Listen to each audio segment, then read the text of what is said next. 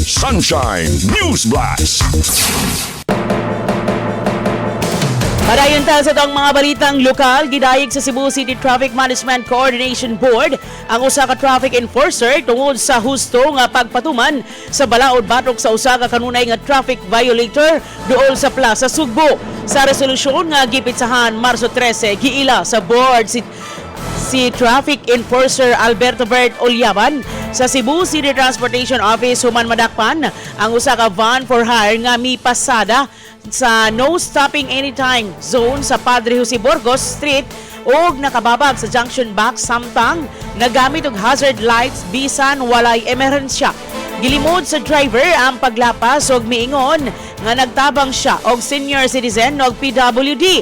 Apan sa investigasyon ni CCTO Head Raquel Arce na pamatud-an nga walay ingon ana nga pasahero sa dihang gi-issue ang citation. Nasutaw sab nga daghan na siya nga nangaging paglapas ug wala pa mabayri nga multa. Tungod diinhi gimando sa CCTO Legal and Investigation Section ang pagpasaka og kaso gi-refer ang insidente sa Land Transportation Office Region 7 alang sa dugang nga pagripaso. Sonshine Newsblast.